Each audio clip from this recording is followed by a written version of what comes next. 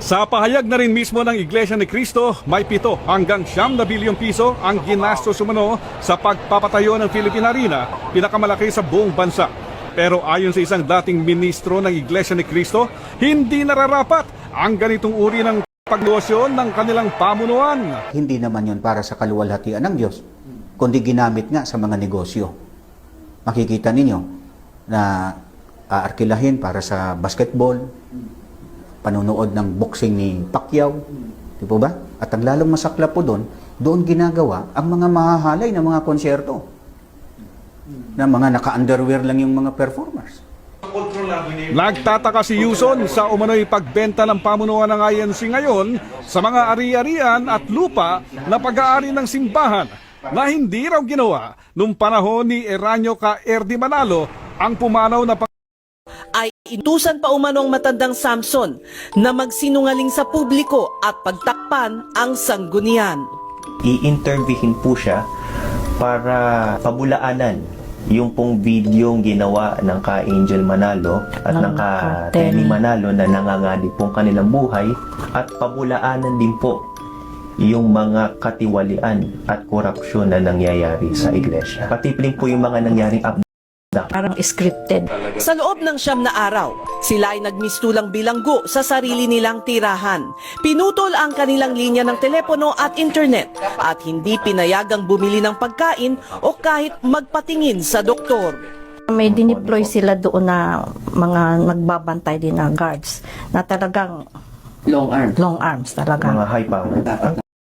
Sinikap po namin kunin ang panig ng INC pero hanggang ngayon wala pa rin silang tugon sa aming mga tanong. Hindi nagpakilala ang nag-upload ng video. Muling lumabas si Ka Louie sa isa pang video para sabihing ligtas siya.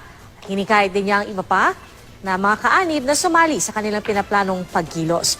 Nagkaroon na rin ng demonstrasyon ng ilang miyembro sa Amerika kontra sa umano'y nagaganap na korupsyon sa pamunuan ng Iglesia ni Cristo.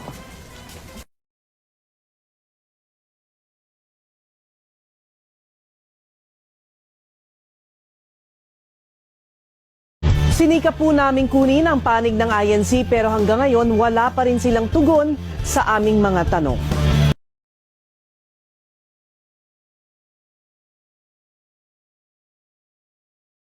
Sinikap po namin kunin ang panig ng INC pero hanggang ngayon wala pa rin silang tugon sa aming mga tanong. Sa iglesia, magtanong ka. Either na barilin ka o sabihin na masama ka, lumalaban. Meron po ba sa Biblia? Kasi sabi po ng ministro, meron. Wag mong yan, isikil na yan. Meron. Na kailangan itiwalag kayong lahat. Hindi ko ba sa demonyong turo na pati mga bata na sumasampalataya, masisigla, titiwalag nila. Ganun ho kasi yung uso sa iglesia ngayon . Pag nakainitan ng isang kapatid, tiwalag ang buong pamilya. Kay lolo, kay lola mo, titiwalag. Walang awa. Yun lang.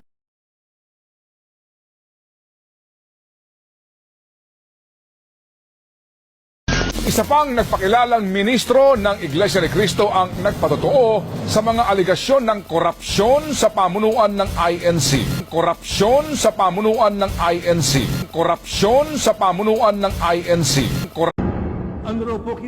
Mula nang itiwalag ng Ka Eduardo ang sarili niyang ina at mga kapatid ng di man lamang kinakausap o pinadaan sa tamang proseso ng pagtitiwalag, lalong tumindi ang aking paniniwala na totoong mayroong nangyayari sa iglesia na hindi na tama.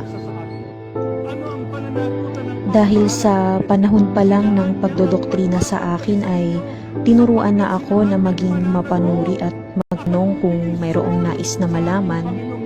Nanibago ako sa laking pagbabago ng mga ministro at manggagawa ngayon na kapag nagtatanong tungkol sa mga issue ukol sa pagtitiwalag sa pamilya ng Ka-RD at iba pang anomalya sa iglesia ay lagi na lang pagalit na umiiwas ang mga ministro at binabawalan ng mga kapatid na magbasa sa social media dahil puro daw mga paninira at samantalang kapag hiningan naman sila ng paliwanag ay wala ring patotoo kaya chismis din.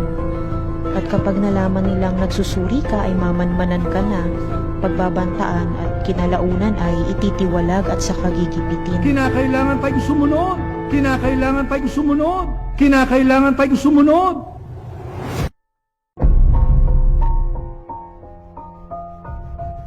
Ang kumausap sa aking manggagawa ay si Noel Manzano. Sinabihan niya ako na tigilan ko na daw ang pagbabasa sa social media, kung hindi ay matitiwalag ako. Hindi ko alam na iniulat na pala niya ako sa tanggapan sa sentral